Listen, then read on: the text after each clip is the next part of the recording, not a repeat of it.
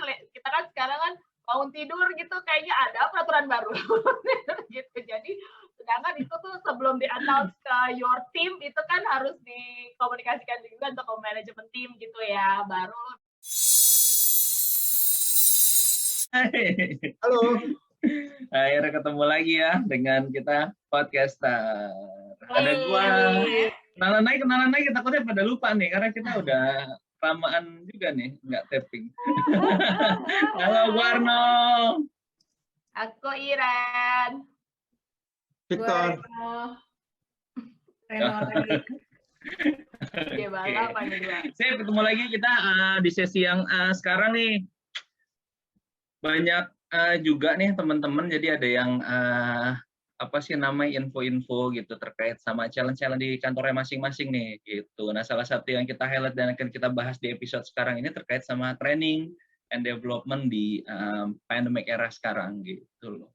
Karena kan memang kan training kan sebelum COVID ini ada kan offline ya pasti ya, kita sewa hotel buat ngadain training, ajak speaker gitu loh, motivation dan lain-lain semuanya offline, dan sekarang benar-benar switch banget nih gitu, banyak juga online training yang jalanin. Yang efektivitasnya sih nggak tahu ya apa efektif atau enggak.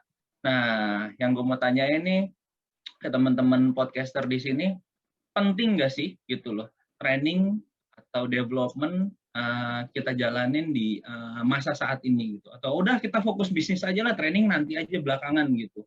Nah, itu menurut teman-teman gimana nih? Mungkin dimulai dari Bang Vijo deh, boleh gimana Bang Vijo, Bang? Alhamdulillah. Gue udah nggak tahu tuh jawabannya, sumpah. Iya nih, udah interview lagi nih. Training ya di era saat ini. Training di era saat ini kalau menurut gue sih penting justru. Karena yang kita jalin hal ini adalah suatu hal yang baru. Jadi bisa jadi kita belajar tiap hari. Hanya memang polanya tidak seperti kondisi kayak waktu kita sebelum pandemi ya. Jadi bisa jadi memang sudah ada, bukan berarti tambah jadwal, tapi kayak contoh begini, kan aturan aja kan tiap hari berubah tuh. Masalah perihal bagaimana prokes, bagaimana aturan-aturan untuk menangani yang COVID. Nah, itu juga kadang-kadang harus kita lakukan kan. Kita serap regulasinya, kita coba pahami, dan kita kemas menjadi satu aturan main, dan bagaimana setiap pekerja itu bisa teredukasi atas kondisi atau bagaimana beradaptasi atas dari aturan pemerintah tersebut. Kan itu juga harus kita distribusi ke setiap pekerja dan memastikan mereka paham. Itu aja kan, itu kan tiap hari itu kita transfer ke mereka. Ada cara, mungkin ada beberapa cara lama seperti sebar flyer, komunikasi via grup-grup komunikasi kayak kelompok WA atau Telegram gitu ya. Dan cara-cara itu saya pikir itu part of dari pembelajaran juga, edukasi. Kemudian untuk masalah yang terkait dengan pekerjaan, pasti karena kan ada banyak cara-cara yang berubah. Cara kita bekerja juga banyak yang berubah. Kan itu juga harus kita coba sering-sering dikasihkan ke semua karyawan kita yang ada di kantor, bagaimana bisa mereka beradaptasi dengan cara kerja yang baru ini yang di rumah. Yang semulanya dulu mungkin ada punya macam-macam ekspresinya, ada yang senang, ada yang excited, gitu ya, ada yang juga mungkin biasa-biasa saja, tapi ada juga yang mungkin merasa, loh kok jam kerjanya malah lebih panjang. Nah, hal ini kan juga perlu kita edukasi ke semua pekerja kita yang ada di kantor, bagaimana bisa mereka bertahan dan survive. Dan itu tadi yang sering dihadapi adalah faktor kejenuhan kan, karena kan meskipun di rumah tapi kan dia nggak boleh kemana-mana, dan kita juga harus mencatatkan basis dia stay itu ada di mana. Nggak bisa di kafe kalau memang dia working from home, begitu. Jadi betul setuju. Artinya masalah training itu otomatis tetap berlaku, bahkan berjalan tiap hari yang ada di perusahaan gue mungkin ya, karena bicaranya kan beradaptasi terus. Karena ini semua hal baru semuanya. Jadi hanya mungkin kalau dibilang apakah polanya sama, ya polanya sih berbeda. Karena jujur bicaranya ini kan beradaptasi terus kan. Okay. Tapi cara komunikasi melalui yang model webinar, kayak meeting kayak Zoom itu kan sebenarnya kan metode yang biasanya di kelas kita pindah ke online. Itu sih sementara yang bisa gue lakukan sih di kantor. Oke. Kalau di tempat Iren mungkin ya, Ren di tempat lo udah mulai jalan training seperti ini, dan mereka seperti apa sih karyawan-karyawan di kantor tuh ngelihat perubahan training yang lo berikan sama mereka gitu? Mereka cukup antusias atau mereka malah dengan kondisi sekarang, gue mendingan lebih banyak istirahat gitu, atau seperti apa, Ren, di tempat Iren? Ya kalau tadi gue mau highlight dikit ya, gue pikir bayangan gue tadi pas lo tanya training itu adalah training yang memang misalnya kayak ke hard skill sama soft skillnya gitu ya, maksudnya yang di increase ya, misalnya kayak lebih ke technical skillnya gitu. Karena kalau yang tadi Bang Vijo jelasin lebih ke sosialisasi adaptasi gitu kali ya, Ya, kayak webinar, kemudian well-being gitu lah. Whatever siapa aja sih. Benar. Sesuatu yang emang karena perubahan atau karena kondisi sekarang gitu, dan itu di gue nggak sempat bikin ininya ya, nggak bisa sempat bikin sosialisasi, tapi di sharing aja lewat WhatsApp gitu. Kalau training sih saat ini dari kita tuh ya ada yang lewat jadi kalau misalnya di Jakarta kan orangnya bisa datang sih, waktu belum PPKM sih masih sempat bisa datang ya, tapi untuk yang jadi kayak dipaduin antara offline sama online gitu. Yang di Jakarta tetap offline, artinya ada trainernya hadir dan tim Jakartanya hadir gitu, walaupun dihitung ya, maksudnya kan yang datang hanya tim finance, itu nggak banyak juga orangnya gitu. Kita boleh masuk 5 orang ya, segitu kapasitasnya mereka masuk. Nah, yang di Jambi itu apa yang dilakukan di Jakarta ya mereka pantau dari Microsoft Teams, dari online gitu. Nah, itu sih yang dipaduin. Nah, akhirnya ya, walaupun karena di Jambi itu jaringannya nggak terlalu bagus sih, maksudnya nggak setiap waktu tuh dalam kondisi yang bagus. Akhirnya jadi terkadang susah sih di Jambi untuk menangkap ya, gitu kalau misalnya, atau agak keterlambatan, atau akhirnya jadi ada materi yang harus diulang gitu, karena mungkin pas lagi disampaikan koneksinya mereka nggak bagus. Kendala-kendala itu sih yang akhirnya online menjadi kurang efektif. Makanya yang di Jakarta walaupun sebenarnya trainernya bisa melakukan juga ya sekaligus langsung gitu ya, di Jakarta juga online gitu, tapi tim Jakarta lebih prefer untuk akhirnya ketemu sama trainernya, karena memang dirasa offline itu lebih enak ya, lebih nggak ada gangguan koneksi, terus kalau mau tanya juga bisa langsung tanya lebih jelas gitu ya, setelah meeting juga mungkin bisa ada langsung bisa tanya gitu. Nah, itu sih kalau di tempat gue yang dilakukan, walaupun nggak sering karena memang kita masih pembangunan dan juga karena lagi kondisi seperti ini, jadi memang konsentrasinya lebih kayak yang tadi Bang Vijo bilang ya, gitu, adaptasi kerja di rumah seperti apa, terus juga peraturan pemerintah apa yang berubah, apa yang harus dilaksanakan, apa yang harus nggak boleh dilaksanakan gitu sih. Kalau di tempat gue gitu sih kondisinya. Jadi istri gue menarik yang masalah offline gitu. Jadi lo benar-benar manggil instruktur ya untuk datang ke kantor, atau lo sewa satu tempat ya? Di kantor gue sih karena mereka waktu itu gue boleh, pokoknya kapasitasnya memang boleh untuk masuk 5 orang gitu waktu pas lagi 50% WFA WFO. Nah, trainernya iya kita datengin. Cuma memang prosedurnya di kita trainernya harus swab antigen dulu gitu. Jadi kalau misalnya udah, baru dia boleh datang. Terus pas datang itu kita ada, sebelum datang itu kita udah kasih dia link gitu. Linknya menanyakan itu semua kondisi dia, apakah dia dalam keadaan sakit dulu lah ya kondisinya ya. Ya baru baru dia kirim dia punya hasil swab antigen gitu. Baru boleh ketemu sama tim kita. Kalau tim kita kan karena sehari-hari kita udah ketemu ya. Jadi ya oke. Tapi kalau outsider mau datang atau mau training gitu, biasanya kita minta mereka yang tes, dan itu company kita cover gitu. Jadi kita yang bayar gitu, karena memang kebutuhannya dari kita ya. Gitu. Oke, jadi memang dijalani lah asesmen awal dari si speakernya gitu. Pasti partisipan juga lah ya. Itu karena partisipan ya pasti ya di assess juga kondisinya. Baru kalau kita terapin progres selama jalannya training. Ya, kalau partisipannya kan karyawan kita, nah itu emang tiap masuk harus ngisi dulu tuh, sebelum berangkat tuh udah harus ngisi dulu. Jadi sebenarnya sih itu sepele ya, orang lihatnya kayak, aduh ini gue ngisi mulu ya setiap hari linknya gitu, udah tahu kok gitu. Nah, tapi like it or not, sadar nggak sadar, kadang-kadang kita kan orangnya kayak, cuman kayak gini doang, cuman pusing doang gitu kan, cuman flu doang, kayaknya nggak apa-apa deh gitu. Nah kadang-kadang itu akhirnya buat kita skip untuk nggak apa-apa gue masuk kantor aja. Tapi dengan adanya link itu sebelum kita berangkat, akhirnya lo mau nggak mau kayak tegur gitu loh bahwa ada kondisi ini, udah di sini ada fever, ada flu, ada pilek. Oh iya ya, oke, gue flu ya, pilek ya, oke. Dan kita kan peraturannya kalau ada salah satu yang lo tick yes, lo nggak boleh ke kantor. Ya udah akhirnya lo stuck, akhirnya lo baru mikir, oh ya gue nggak ke kantor ya, oke. Jadi gue nggak boleh ke kantor gitu.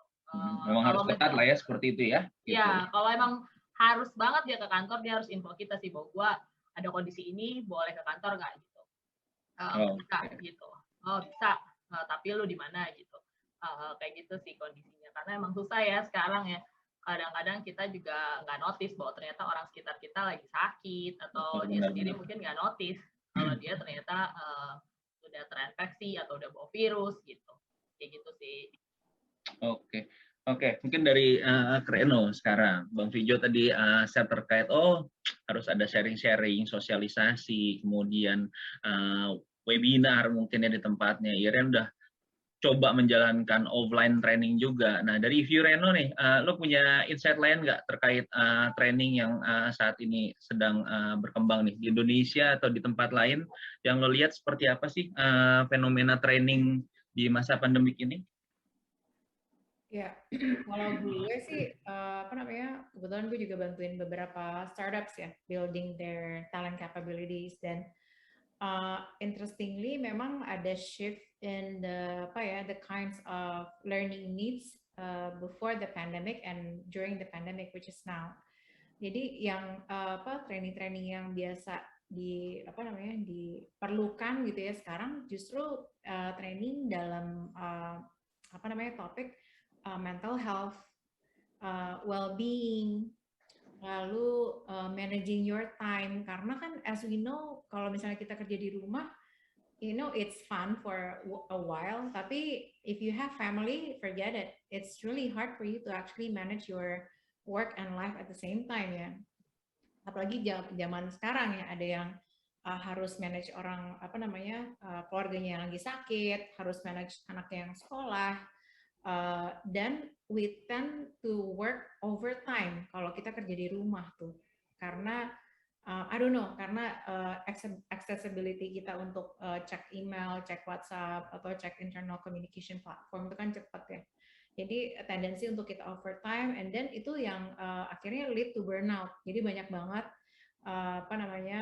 startups yang sekarang ngerasain tuh awal-awal sih happy wah kerjanya jadi banyak yang selesai, banyak ini, cuma lama-lama I think we are at the point of diminishing return, karena kita ngerasa akhirnya there is a light at the end of the tunnel gitu ya, buktinya kita balik lagi nih PPKM gitu ya. Lalu and then the thing is, yang penting kalau misalnya lihat dari kebutuhan perusahaan, yang penting kita lihat pada saat itu yang relevan apa. Mungkin pada saat ini yang relevan not the technical capabilities ya, lebih ke soft skills. Jadi managing your time, how to sleep effectively. Jadi banyak banget yang gue lihat teman-teman startup tuh losing their sleep juga gitu loh. Jadi kualitas tidurnya kurang, obviously pekerjaan juga jadi menghambat pekerjaan dan segala macam gitu ya. Jadi stress, burnout, and all that stuff. Jadi kadang-kadang gue suka tanyain gitu, oke, lo stres kenapa? Kerjaan aman kok.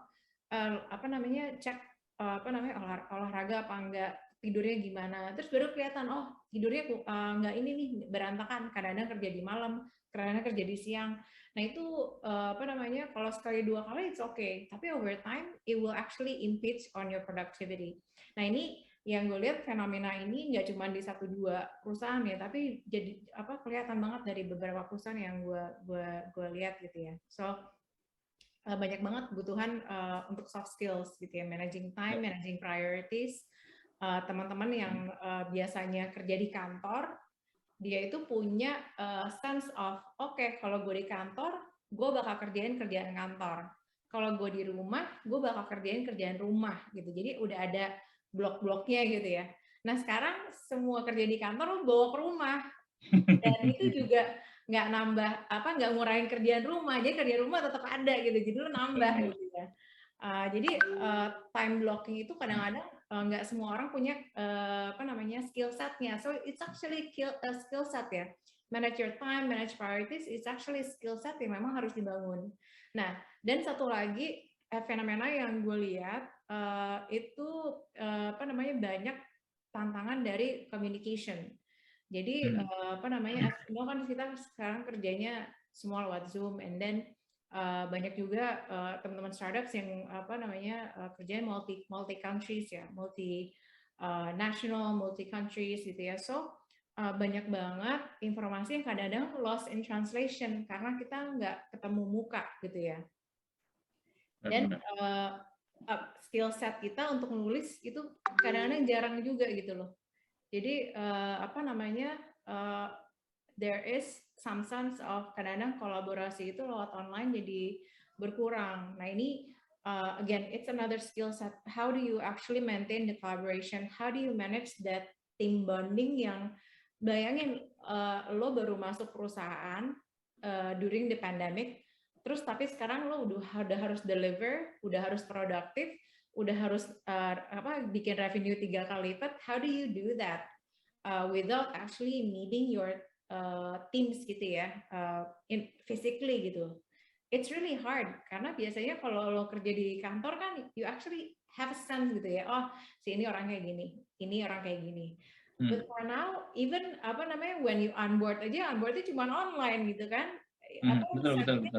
sense-nya hilang gitu. Dan itu yang gue lihat dari teman-teman yang onboardnya pandemic sama onboarding sebelum pandemic itu tim cohesiveness-nya itu agak kurang. Nah itu yang I think as an HR we have to be mindful. Yang kayak gini justru this is where our most work should be gitu ya. Mesti lihat team dynamics-nya, gimana komunikasinya, gimana team leaders ini bisa manage, nggak micromanage, tapi beneran manage by results ya. Karena micromanage, you cannot do that during this pandemic ya, working from home gitu loh.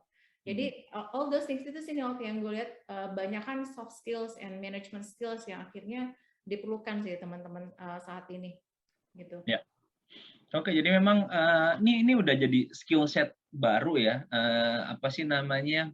new kompetensi lah ya buat kita, bukan hanya HR, jadi semuanya harus dapat nih gitu loh, kita isi skill set kayak time management gitu loh dan lain-lain gitu loh yang kita harus isi sebelum yang memang mungkin di kita memang udah ada ya basic trainingnya apa gitu loh, kemudian general trainingnya apa, functional trainingnya apa, tapi di luar itu semua kita harus tambahin ya skill set baru ini sebelum kita mungkin yang akan menuju yang lebih training yang fungsional gitu loh. Jadi kita harus penuhin ini dulu sebelum kita melihat yang fungsionalnya. Clear sih itu, bagus banget tuh yang kita harus jalankan. Jadi itu harus diisi dulu tuh.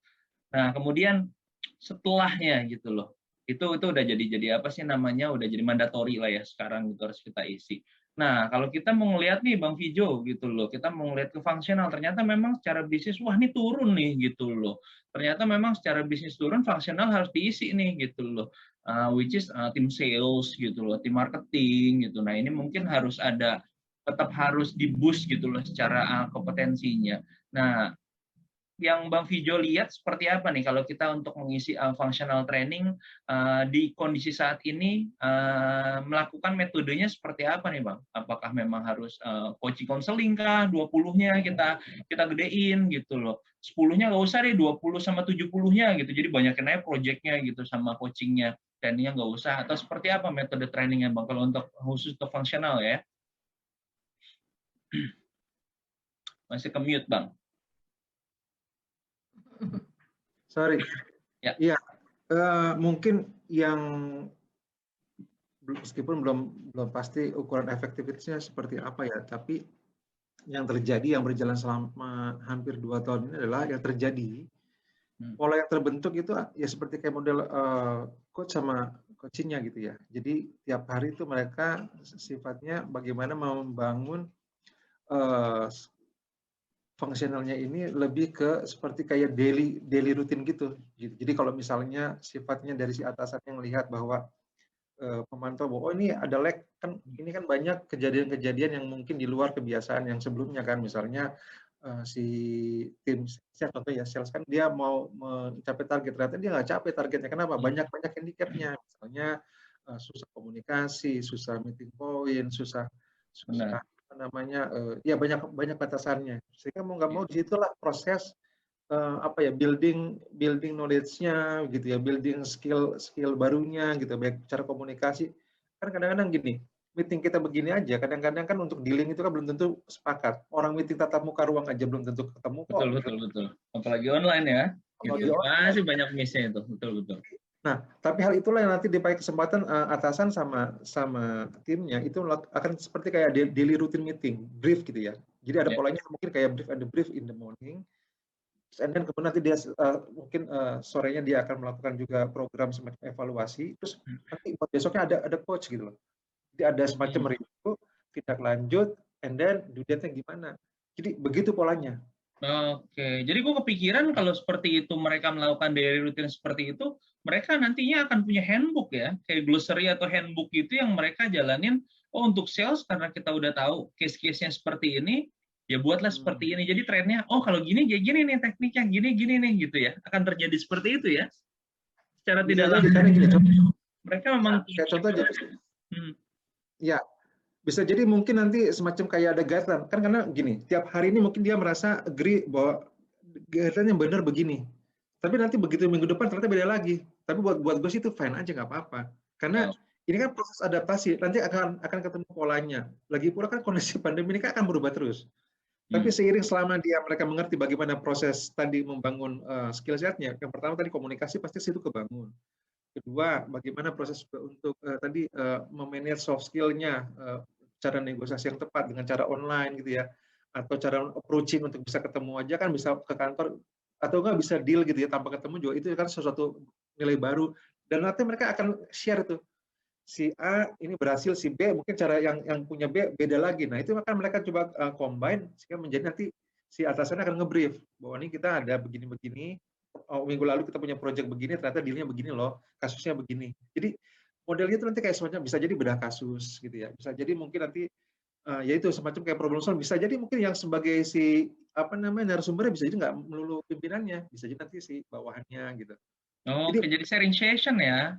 Ya, semacam kayak sharing knowledge begitu ya. Sharing session untuk. Jadi hal-hal baru ini memang sesuatu yang kondisi saat ini memang memungkinkan suatu hal baru gitu ya. Jadi bukan karena apa, bisa jadi karena tuntutan. Karena kalau diam aja kan nggak achieve target gitu. Tetapi yang menariknya adalah di balik kesusahan ini ternyata muncul ide-ide baru yang kreatif, yang mana kita bisa lihat, kita tinjau.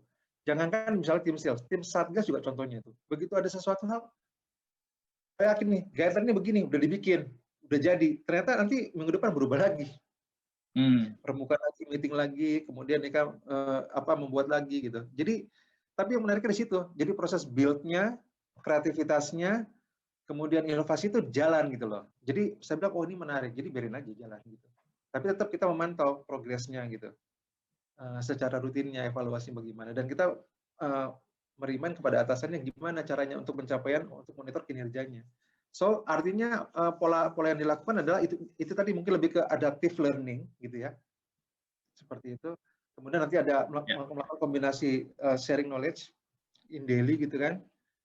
Kemudian ada proses kayak coaching, counseling tadi, tapi sifatnya mungkin case by case mungkin ya. Jadi paduan kombinasi itu sistem yang bekerja. Oke, ini insight banget nih, benar-benar. Akan terjadi apa sih namanya learning environment gitu ya. Akhirnya mereka akan sharing session sendiri dan mereka menemukan bagaimana problem solving dari case-case yang mereka temuin ya Bang ya. Sip. Oke. Nah, tadi kan ngomongin di function nih. Kalau ke Iren di HR perlu gak sih training atau kita fokus aja nih sama COVID case yang sekarang, karena udah COVID aja kita hektik banget ya gitu loh. Belum guidelines, protokol, ada segala macam nih banyak banget. Nah, HR perlu gak di training ya? Karena kan banyak banget ya training tentang HR ya. Ya macam-macam lah gitu, end to end proses HR. Perlu gak Ren di kondisi saat ini untuk tim HR? Nah, menurut gue sih perlu banget ya gitu, karena kan ini kondisi yang lo nggak diajarin di kuliah gitu. Pandemi ini tuh apa gitu, apa namanya, mungkin sebelumnya pernah terjadi pun juga kita, maksudnya di kita yang sekarang aja, maksudnya kita nggak pernah ngalamin sebelumnya gitu. Jadi apa namanya, menurut gue tadi sih yang tadi gue mau highlight dari penjelasan Bang Vijo adalah kalau misalnya timnya banyak sih kayaknya seru banget ya kayak gitu ya penjelasannya gitu. Tapi kalau timnya kayak di kantor gue yang gue lagi doang, gue HR-nya, udah mentok. gue HR-nya, gue satgasnya, gue udah nggak tahu kayak mau teriak aja. Setiap hari tuh kayak gue harus men-training diri gue sendiri, gue harus membaca, gue harus update terus semua grup gitu. Apa namanya, apaan sih yang ini sekarang gitu. Terus dan apa yang harus dilakukan gitu. Jadi kayak pasti Pak Bang Vijo jelasin tadi, kok enak ya kedengerannya. Kok gue mau muntah ya gitu.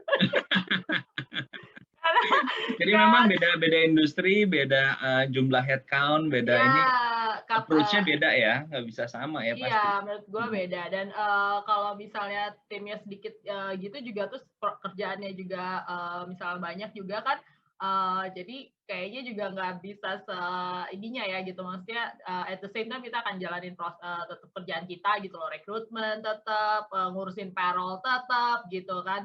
Apa namanya, training yang lain tetap dilakukan gitu. Tapi at the same time tuh kita lagi ngadepin kondisi ini gitu, di mana HR diharapkan menjadi garda paling depan untuk informasi lah, terus penanganan kasus lah gitu ya. Terus mereka biasanya udah rely-nya ke HR gitu, kontak ke insurance juga, mereka kadang juga rely ke kita, walaupun kita udah kasih tahu nih nomor teleponnya, lu telepon aja, tetap aja pasti kita yang bantuin gitu. Terus bahkan nggak cuma karyawan ya gitu, akhirnya misalnya ada keluarga karyawan pun yang mengalami apa namanya, butuh dibantu, butuh darah, plasma darah lah, butuh rumah sakit lah, akhirnya juga kita juga yang harus turun gitu loh, karena anaknya udah kadung panik kan gitu, udah keburu panik kan, terus dia juga apa namanya ya, dia harus kerja juga gitu loh. Jadi ya jadi banyak banget sih menurut gue gitu. Jadi kalau misalnya ditanya perlu ya perlu banget, bahkan mungkin apa namanya harus dari mungkin kalau sekarang mungkin kita ngalamin gitu, tapi nanti mungkin ke depannya akhirnya kita yang bisa ngasih tahu ya bagaimana. Maksudnya kita nggak ngarepin ada pandemi lagi, tapi ketika dari hal pandemi ini ternyata banyak hal yang mungkin bisa banyak berubah gitu di HR gitu loh, bahwa yang seperti itu ternyata memang harus yang penanganan kondisi seperti ini harus dipikirin ya, ternyata nggak bisa nanti pas lagi terjadi gitu, apapun kondisinya gitu ya.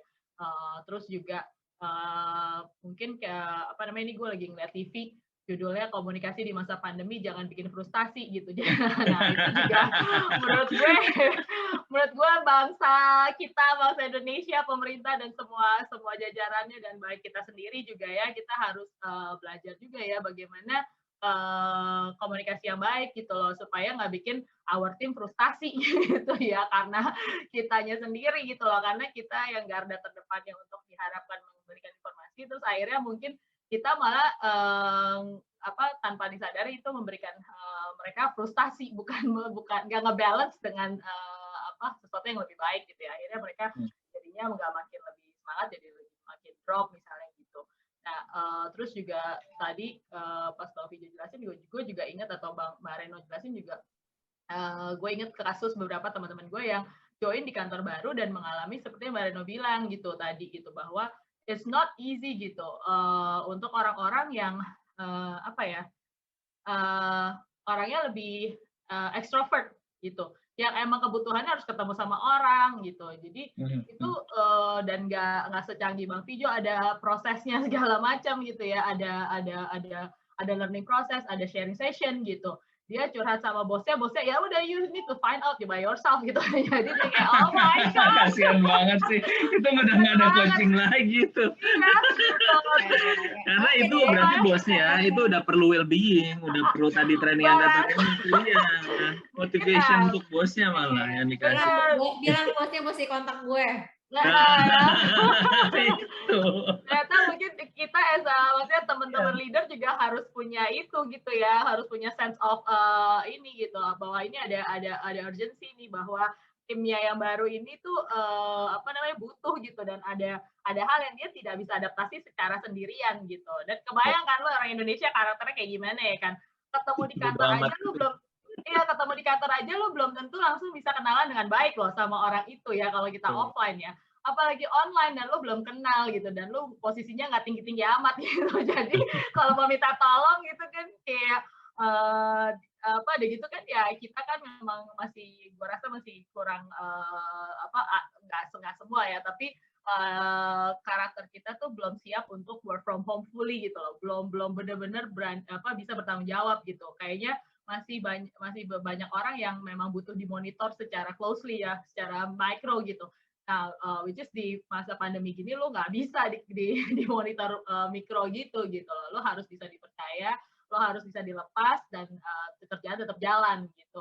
Dan lo harus report tanpa ditanyain reportnya gitu ya. Nah, yang kayak gitu-gitu tuh juga menghambat untuk yang peers gitu, yang sama-sama levelnya sama gitu. Nah, tapi gue anak baru, lo anak lama gitu. Gue nanya jam 8, lu jawab jam 12, gue nggak bisa apa-apa. Gitu. Terus gue tanya, gue minta bantuan bos gue bilang ini to find out by yourself gitu. Jadi kayak, gitu. Buat mereka tuh akhirnya give up sebelum even probationnya done. Gitu. Sebelum benar-benar maksimal mereka memberikan itu dua-duanya burnout kalau gitu sih udah pasti sih. Habis gitu. Nah makanya kayak gitu-gitu kan HR juga mesti sensitif ya akan hal itu dan harus bisa bantuin juga gitu. Kalau enggak ya lu balik lagi prosesnya rekrutmen lagi gitu.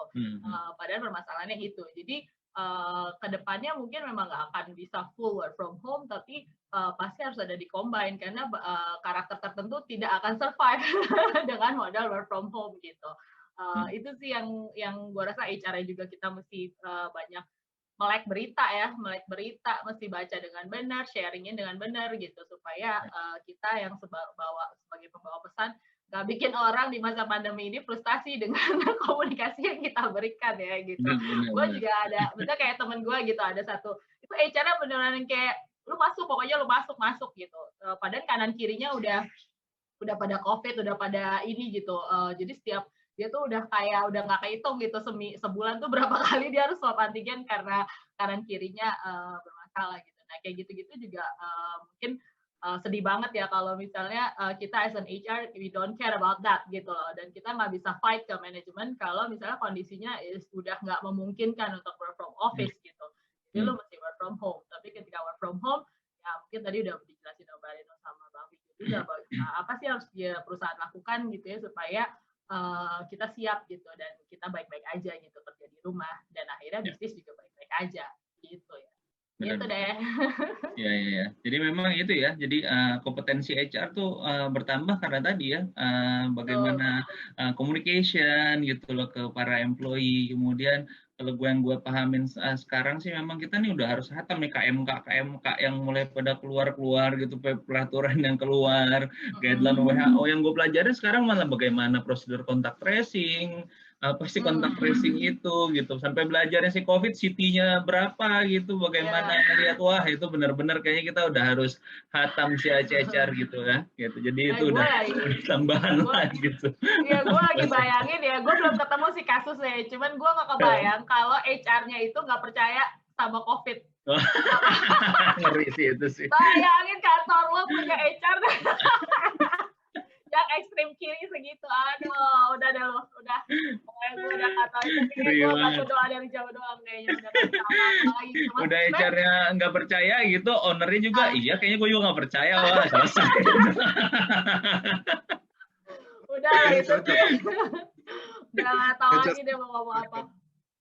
Iya, kenapa Pak Pijo? Iya makanya HR sama owner cocok, kan sama-sama nggak percaya. Iya, karena menurut gue nggak percaya nggak apa-apa, terserah lo gitu loh. Tapi lo tetap harus kembali ke fungsi lo gitu, dan lo tetap harus bantuin ininya gitu. Jagain tim lo gitu loh, jagain para employee yang ada, benar.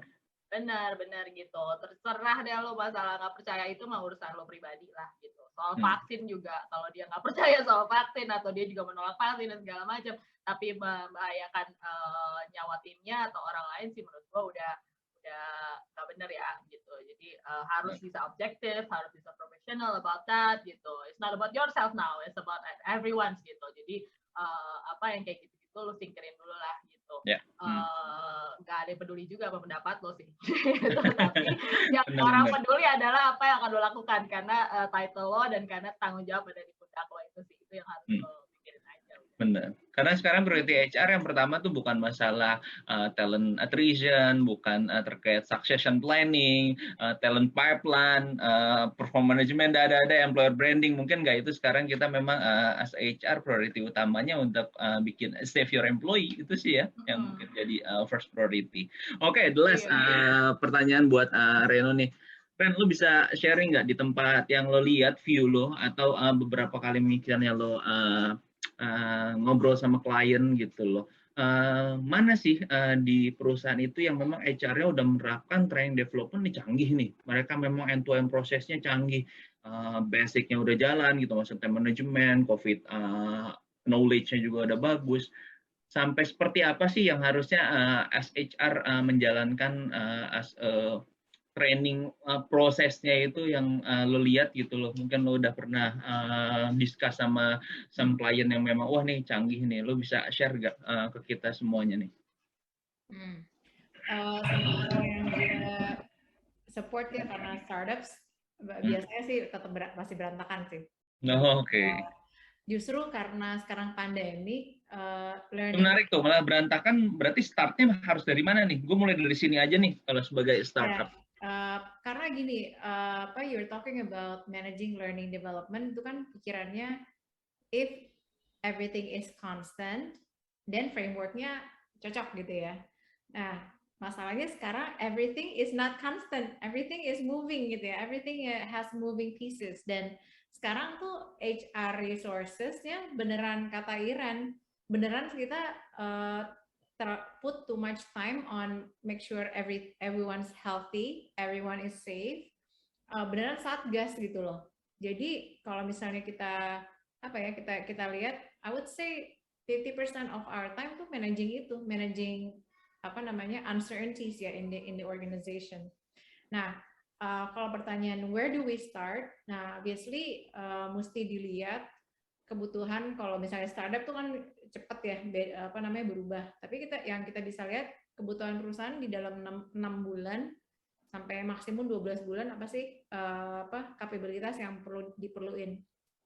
Nah, rata-rata kalau startup itu mereka itu datang dengan udah punya set of expertise lah basically. Jadi di hire memang karena udah ngerjain itu backend engineer atau front end atau full stack, dia udah ada basic knowledge di situ.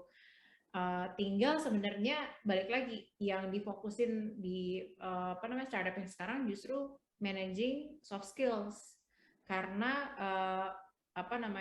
itu kolaborasi remotely, managing OKR, managing results driven, how do you check in do progress check in. Ada juga masalah yang komunikasi juga nggak jelas. Nah itu justru soft skills yang akhirnya di deliver company wide. Caranya gimana? Caranya bisa macam-macam. Kita deliver training di manajernya dulu atau deliver training di semua tim lewat Zoom, lewat sharing sessions dan biasanya kan sekarang kan udah banyak platform yang bisa bantu ya, kayak menti.com, lalu Kahoot, lalu all the games yang kita bisa bantu karena most of the time karena kita kerjanya di Zoom juga attention span kita juga dikit nih Nol. Jadi when you deliver a training, be mindful untuk make sure attention span-nya juga bisa di-manage gitu dengan small breaks atau things like that gitu. Nah, yang bagus juga kalau misalnya kita deliver training as a company wide, kadang-kadang butuh waktu untuk kita bikin breakout room. Nah, untungnya platform kayak Zoom ini kan ada semacam breakout rooms ya. Jadi menurut gue training professionals ini harus tech savvy banget sih sekarang. Jadi dia harus udah gape ngelihat platform-platform apa yang bisa dipakai dan channel-channel apa yang bisa dipakai supaya delivery trainingnya tuh efektif gitu. Karena kalau misalnya kita mau pakai model training offline, dibikin online itu nggak bisa sama sekali dan nggak bakal masuk aja. Oh, oke. Jadi nggak cuma topiknya yang lo mesti make sure kan based on learning needs gitu ya, training needs assessment, tapi how you deliver the training itu mesti difikirkan juga gitu. Jadi kalau misalnya biasanya itu training professionals dia harusnya bisa lebih agile lah gitu. Durasinya dia mesti dijaga, engagementnya juga mesti dijaga, dan channel-channelnya juga mesti dijaga. Biasanya kalau misalnya ada training tuh pre-trainingnya biasanya ada aktivitas sedikit, lalu during the training bisa di-emphasize. Nah, jangan lupa post training tuh kadang-kadang bikin grup khusus tuh untuk diskusi. Jadi ways of doing training itu jadi lebih panjang gitu loh. Karena percuma nih kita deliver training udah bagus-bagus, tapi cuma sejam habis itu udah hilang gitu ya. Nah, itu effectiveness of training jadi hilang sih menurut gue. Jadi kalau gue bisa bilang, jadi behavior-nya ya, L4, L3 lah ya. Ya, jadi training retention, information retention tuh harus dijagain juga sih sama si training professionals nih. Jangan sampai apa yang di-deliver, wah kelihatannya keren. Kita kan biasanya kalau lihat training SARS itu kan cuma lihat satisfaction ya, which is kan pada saat itu doang ya. Padahal yang kita harus lihat adalah apakah training ini benar-benar mendeliver certain key behaviors yang memang dibutuhkan di perusahaan. Misalnya kalau kita deliver collaboration gitu ya, bener nggak akhirnya nyampe nggak ke OKR-nya? Akhirnya tim dynamics-nya beneran bener nggak gitu dalam working remotely.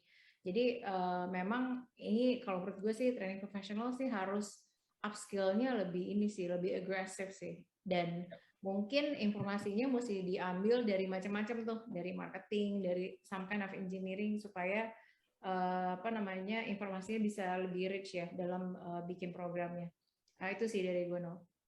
Sip, thank you. Ini memang banyak banget insight dari teman-teman gitu bagaimana kita menjalankan training and development di era pandemic ini gitu. Jadi yang gue highlight memang seorang training manager gitu, learning and development manager memang harus tech savvy tadi sih ya memang ya. Jadi dia memang harus tahu gimana caranya. Bukan hanya trainernya doang ya, dianya juga harus tahu. Jangan sampai trainernya tahu, dia mungkin harus mempelajari itu juga gitu. Kemudian trained laces-nya tadi kalau misalnya dari Bang Fijo, dari Iren memang dilihat dari macam-macam gitu loh yang kita bisa jalankan di training saat ini tuh bermacam-macam. Dan kalau ngelihat di function memang bukan hal yang saat ini memang dijadiin mandatory, tapi memang itu bisa dijalankan setelah basicnya keisi dulu kan ya gitu. Jadi basicnya keisi, baru kita si training fungsionalnya tadi bisa dijalanin gitu. Jadi ini memang gue malah jadi kepikiran gitu ya untuk teman-teman yang nonton podcaster nih ya gitu loh, podcaster kayak sama training, mungkin di teman-teman ada yang mau share tentang training gitu, atau di tempat gue wah udah canggih nih gue jalanin training nih biar semua orang dari Indonesia lihat. Nah, kita ngundang gitu. Gue sih di sini secara pribadi dan dari podcaster kita undang deh gitu untuk next session. Kalau lo mau komen atau info kita, DM kita, senang banget kalau bisa share, karena kita memang mungkin di sini belum punya pattern yang bagus banget bagaimana menjalankan training ya di era pandemic. Seperti itu sih. Thank you dari teman-teman. Ada yang mau tambahan? Kalau gue bisa ngomong sama government sih ya lewat podcaster. Apa tuh? Kalau ngasih pengumuman gitu Pak, Bu, jangan mendadak apa. Kepikiran sama gue. Karena kan kita di kantor kita nggak semua akan langsung satu kepala, satu ide, satu ini gitu ya, frekuensi misalnya soal PPKM, PSBB sebelumnya gitu kan ya. Jadi soalnya kita kan sekarang kan bangun tidur gitu kayaknya ada peraturan baru gitu. Jadi Sedangkan itu tuh sebelum di-announce ke your team itu kan harus dikomunikasikan juga untuk ke manajemen tim gitu ya, baru lo bisa deliver gitu. Nah kalau diumuminnya pagi-pagi, orang udah udah beraktivitas gitu kan, akhirnya jadinya harus merubah ini itu gitu di tengah-tengah tuh susah juga gitu. Kalau boleh saran, pengumumannya Jumat malam deh. Jadi Sabtu Minggu kita masih sempat meeting. Ya, bisa prepare. Jadi Minggu malam atau Senin pagi kita blast tuh kayaknya enak gitu. Tapi kalau tengah-tengah minggu tuh aduh emang. Tapi lo nggak apa-apa ya Sabtu Minggu kerja ya? Nggak apa-apa lah, asal jangan dadakan. Soalnya pusing ya, maksudnya banyak banget yang mesti di-manage gitu loh. Ya kalau enggak pengumumannya keluarnya Kamis gitu Ya, loh. Kamis Untuk boleh, diterapkan ya. hari Senin. Jadi Jumat kita bisa Ya. kerjain. Sabtu Minggu kan bisa tetap libur. Ya, setuju. Benar-benar Sabtu Minggu tetap libur ya, Bo. Iya, kan kita Ya. butuh itu loh, balance loh. Ya benar, dan mungkin support untuk pemerintahan kita Indonesia ya, maksudnya dengan apapun pemberitaan ya atau tuntutan dari setiap kita gitu ya, Bapak Ibu tetap semangat, tetap memberikan yang terbaik untuk Indonesia, tetap ngasih buah pikiran dan ide dan dan kesehatan gitu ya untuk menghadapi pandemi ini yang mungkin nggak bisa secepat yang kita harapkan, tapi setidaknya ada perbaikan hari lepas hari gitu ya, supaya akhirnya Indonesia bebas dari COVID. Amin.